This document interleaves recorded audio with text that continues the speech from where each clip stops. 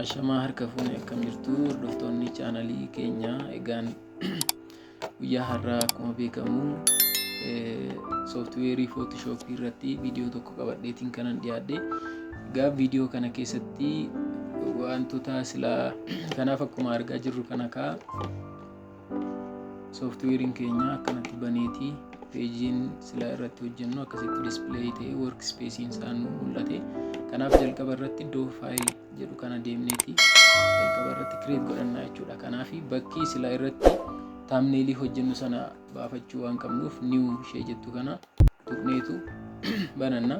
Kanaaf sana booda workspacein akka amma argitan kana hin dhufa iddoo name jedhu kanatti name silaa thumbnail keessanii san thumbnail jettanii hojjamaa jechuudha. Yoo pixel irraan taane adeemsa thumbnail keenya hojjennu keessatti saayizii barbaannu san argannu waan ta'eef pixel godhanna. Isatti aanu iddoo heightii kana 720 godhanna jechuudha.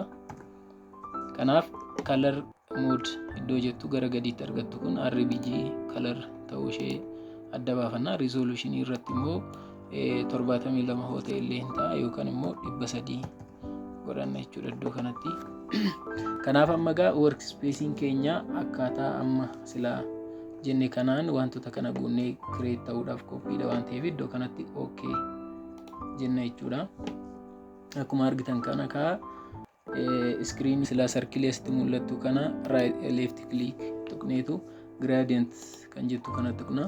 Gradient hojjennu kallattumaan spacein thumbnail keenya akkuma jiruun kalarii jijjiirrate jechuudha. Kanaaf iddoo gradient jettu kana dhaqneetu gradient kana tuqne kalarii iddootti jijjiirrannu arganna jechuudha. Kanaaf iddoo kana ishee gara gadii kana tuqnu asitti space irratti color kan jedhu kana nu dhufa jechuudha. Kanaaf ishee kana tuqneetu kalarii barbaanne san irra kaawwanna jechuudha. Anamma fakkeenyaaf kalarii samii fakkaatu kana gochuun barbaade okay hoon jedhu direct kallattumaan space keenya irratti dhageeti jijjiira jechuudha. Ittaanee kan jiru iddoo kana dhufneetu gara gadii kanaan illee tuqnu asitti color kan jettu kun akkasumatti mul'ata. Ishee sanas kan barbaanne san itti jijjiirranna. Kanaaf isa kanallee akka amma argaa jirtan kana ani gara silaa diimaatitti yookaan immoo gara gurraachaatti isa hiiku kana akka argaa jirtan kanatti jechuudha. Kalarii keenya jijjiirraa. Kana booddee egaa dhufneetu iddoo kana okay ishee jettu kana tuqna. Akkuma argaa jirtan kana kalariin space keenya bifa kanaan akkanatti mul'ata jechuudha. Kanaaf okay jenneetu iddoo kana dhufnee gradient fill ishee jettu kanallee okay jenna jechuudha. Kanaaf egaan step kana keessatti kalarii barbaannu san erga goonee booddee suuraa silaa barbaannu san asirratti finneeti decorationii thumbnail keenya sana qopheeffanna. Mee har'aaf suuraan qopheesse tokko fideetiin asitti wajjin ilaalla. Kanaaf asii faayil ishee jettu kana dhufneetu place yoo jennu directly bakka faayiliin keenya jiru sana nu geessa. Sana booda desktop irraa hin qaba waan ta'eef an desktop seeneetiin suuraan ofii guyyaa har'aa barbaade sana garanatti fidadha. Iddoo kana place ishee jettu kana tuqna jechuudha. Kana booda kallattumaan suuraan nuti barbaanne sun kallattumaan gara Photoshop keenya dhufa. Asirratti left click right click tuqneetu place ishee jettu kana tuqna jechuudha. Kana booddee egaa suuraa keenya kana background isaa kana jijjiiruu waan barbaadnu fi directly kallattumaan iddoo capture yookaan immoo iddoo sila background suuraa amma fidannee kana dhaqneetu right click jenneetu ifama. Kanaaf kallattumaan iddoo kana dhufna jechuudha. Asii ishee sadaffaa irra jirtu kana tuqnee quick selection ishee jettu kana tuqna. Kana booddee space gara alaa suurichaan ala jiru kana select gooneetu kan sila suuraa mucaa kana qofa fudhanna waan ta'eef directly isuma kana background isaa kana select goona jechuudha. Automatically ofuma isaa select nu godha waan ta'eef kan mucaa irraa hafe iddoo space mucaa irraa hafe kana select godhanna jechuudha. Kanaaf iddoo silaa deddeebi'ee kan ammoo asii iddoo maayinasi jettu kana tuqnee ishee kana sirreeffataa deemna jechuudha.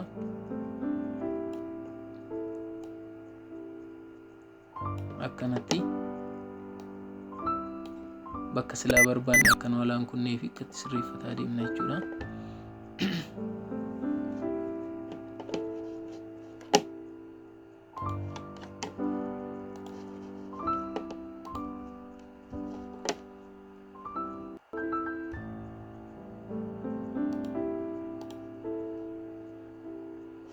Kanaaf iddoo kana dhufneetu pilaas isheetu kana tuqnee akkanatti sirreeffataa deemna jechuudha. Akka silaa keessatti nu alaan hafne kana sirreeffataa deemna. Maayinasii tuqnee ishee kanallee karaa alaatti akka ba'u goona jechuudha. Kanaaf egaan akkuma ilaaltan kana asirratti viidiyoon yookaan immoo suuraan mucaa select ta'ee keessaa ba'ee jira jechuudha. Kana booddee iddoo kanarratti dhufneetu iddoo capture ishee jettu kanarratti right click goonetu rasterize layer kan jettu kana click goona jechuudha.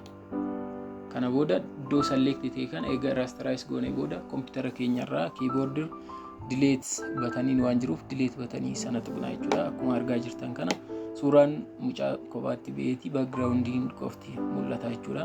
Kana booda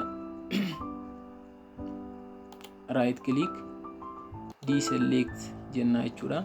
As dhufnee mallattoo silaa move nu gootu kana fudhannee suuraa keenya akka barbaannetti karaa barbaannetti sochoosnee arrange gochuu dandeenya jechuudha.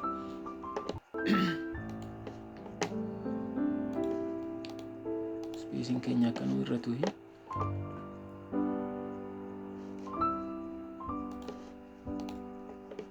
kanaaf egaan amma suuraa keenya kana akkuma argaa jirru kana backgroundiin isaatillee select nu ta'eera waan ta'eef haga silaa barbaanneen saayizii barbaanneen guddisuudhaaf control plus T tuqnaa jechuudha.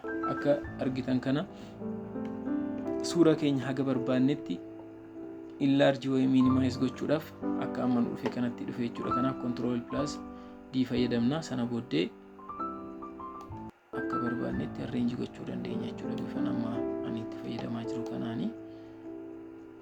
Kanaaf egaa amma wanti nu hafe enter jennaani.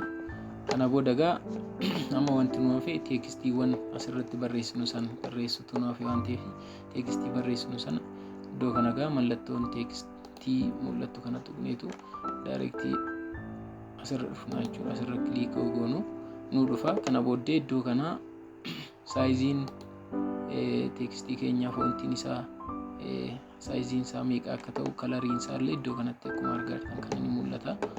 Kanaaf iddoo kana dhufneetu waan barbaanne san asirratti barreessina jechuudha. Kanaaf fakkeenyaaf ani iddoo kanatti YouTube thumbnail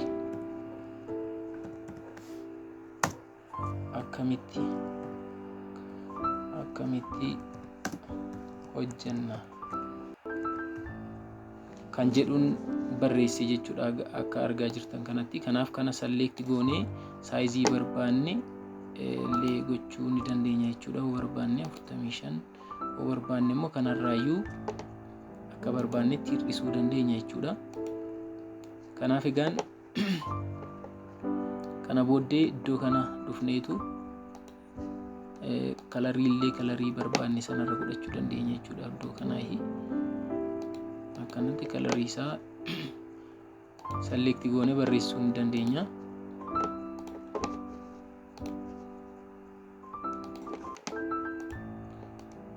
Barreeffama keenyallee bakka barbaannetti select goone sirreessuu ni dandeenya jechuudha. Inni nu hafe kaa ammallee iddoo text jedhu kana tuqneetu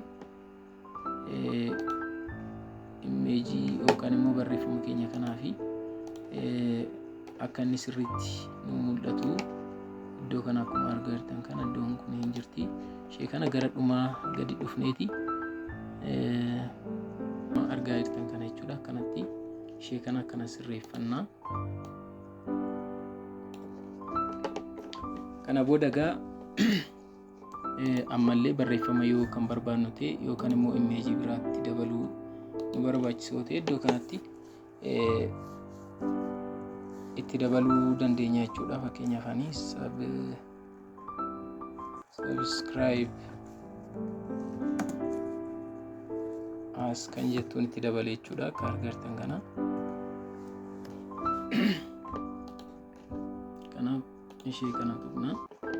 Kana booddee imeejii keenya kana iddoo barreeffama kana dhufneetu iddoo kana dhufnee rasterize jennaan jechuudha. Kanaaf egaa akka walii galaatti akkuma argaa jirtan kana guyyaa har'aa adeemsa silaatiin thumbnail viidiyoo keenyaaf hojjechuu dandeenyu san karaa gabaabaa ta'een isinii ibsi. Steepii kana kaayoo hordofne akkaataa barbaanne saniin thumbnail keenya hojjechuu akka dandeenyu san beekuun barbaachisaadha jechuudha. Kanaaf imeejiin kun egaa thumbnailiin kun viidiyoo keenya ibsuudhaaf illee jechoota gaggabaaboo fi imeejii nuti barbaanne sana waan qabuu fi karaa ammasni agarsiise kanaan hojjennaan viidiyoo keenya karaa salphaatiin akka thumbnailiin keenya ibsu gochuu keessatti gahee guddaa akka qabu san beekuun barbaachisaadha. Kanaaf egaa adeemsa kanaan viidiyoo keenyaaf thumbnailii hojjechuu dandeenya jechuudha. Guyyaa har'aatiif egaa viidiyoon qabadhee isinii dhiyaadhe viidiyoo kana fakkaata. Torban immoo yookaan immoo yeroo itti aanu viidiyoo kana fakkaatan viidiyoo nama barsiisan haaraa qabadheetiin kanan dhiyaadhu. Agasiif turtii gaarii. Faayil jedhu kana dhufneetu hoo barbaanne save as yookaan immoo export illee gochuu dandeenya. Kanaaf jalqaba irratti save as kan jettu kana fayyadamna. Save as isheetu kana dhufneetu desktop filadhee iddoo kanatti formatii ishee kana immoo GEP ishii jettu kana hoo filattan gaariidha jechuudha. Maaliif saayiziin thumbnail keenya